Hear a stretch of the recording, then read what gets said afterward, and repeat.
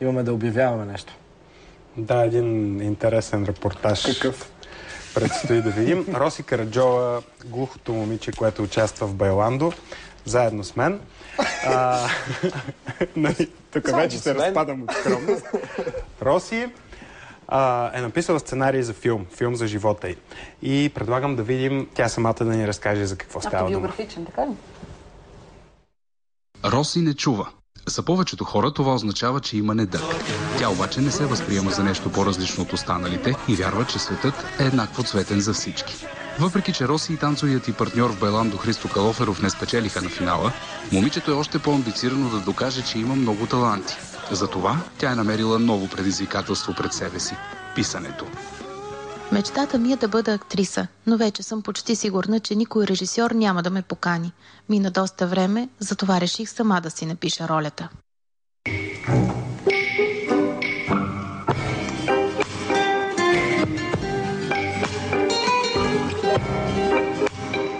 Веднага след финала на Байландо, Роси започнала да пише роман. Кръстила го е "Ритъмът на сърцето". След това е създала и филмов сценарий със същото име. Това всъщност е нейната история. Става дума за едно младо момиче, глухо, родено по време на прехода в България. Озовало се в черно-белия свят между чуващи и глухи. Иска само да отсвети света си. Когато порасва, момичето се влюбва, среща любовта.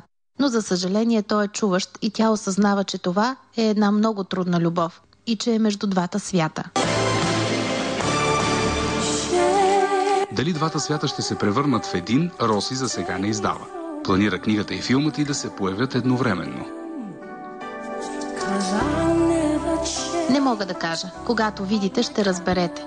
Трябва да запазя тайната, защото ако прочетат книгата и разберат каква е историята, няма да им е интересен филма. Money. Money makes the world go round, the world go round, the world go round. Най-трудно, разбира се, ще бъде намирането на средства, но Роси е оптимист. Има достатъчно учреждения в България. Националния филмов център, европейски проекти, телевизиите също. Има много възможности. Първата стъпка в реализацията на новата мечта на момичето е литературният конкурс за дебютанти "Южна пролет", организиран в Хасково вече 40 години. Така, това е киносценарий, 4 екземпляра. Благодаря ти много.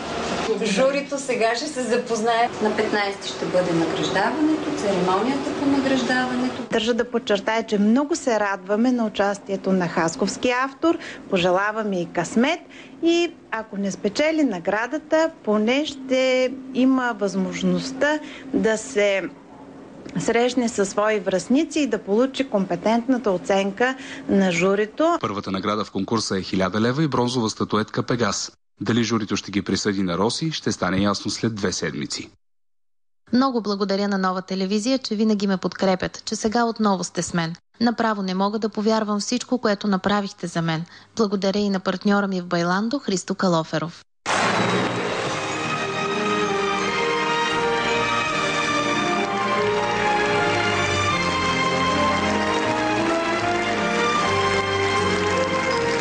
Христо, липсваш ми и пращам ти много поздрави. Прекъщам те и те целувам. На гласотка има много специфична аура. Страхотно излъчване има това момиче. Няма такъв човек. Тя те зарежда с енергия, с живота. Успех ти пожелаваме, Роси. Това беше за днес. И ние ти пожелаваме успех. До утре от нас, 7 без 20.